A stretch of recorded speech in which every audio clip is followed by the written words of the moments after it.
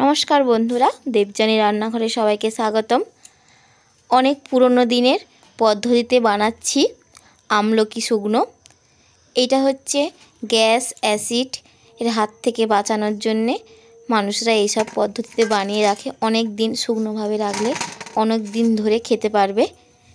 আমি যেভাবে শুকনো করছি পারলে আপনারা ওইভাবেই শুকনো করে চেষ্টা করবেন বানাতে বাড়িতে, তাহলে ভালো থাকবে আর অনেক दिन ধরে জিনিসটা খেতে পারবেন।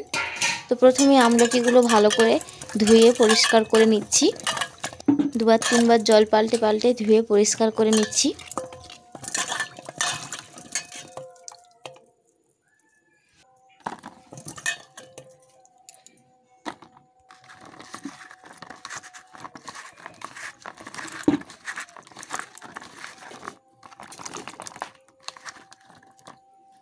এই দেখুন সবকটা আমলকি ভালো করে ধুয়ে নিলাম।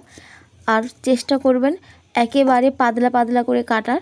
এই দেখুন আমি পাতলা পাতলা করে কেটেছি। এইভাবে সবকটা আমলকি আমি কেটে নিচ্ছি পাতলা পাতলা করে। সাবধানে কাটবেন কিন্তু এর ভেতরে গাঁট থাকে। আমার সবকটা কাটা কমপ্লিট হয়ে গেছে। কাটার পর এতগুলো হয়েছে।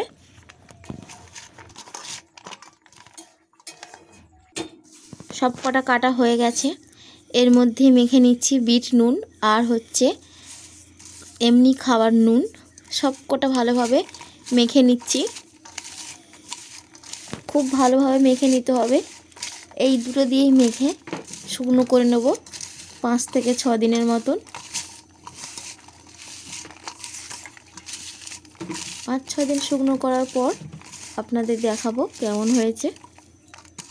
এটাকে যতক্ষণ পারবেন ভালো করে মেখে নেবেন। দেখবেন মাখতে মাখতে হালকা রসালো ভাব হয়ে যাবে।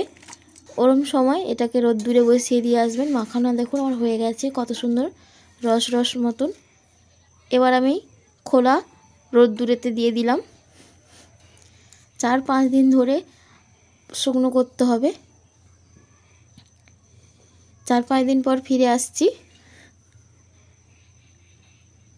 4-5 দিনের মধ্যেই শুকনো হয়ে গেছে। যদি খুব ভালো রোদ থাকে তো 2-3 দিনের মধ্যেই শুকনো হয়ে যায়। আমাদের এখানে খুব ভালো রোদ ছিল না, তাই 4-5 দিন সময় লেগে গেছে। শুকনো হওয়ার পর ঠিক এই রকম হয়েছে। আপনারা বাড়িতে অবশ্যই ট্রাই করবেন। এইভাবে নিত্য নতুন ভিডিও পাওয়ার জন্যে আমার চ্যানেলটাকে সাবস্ক্রাইব করবেন। আমার পাশে থাকার অনুরোধ রইল। নমস্কার।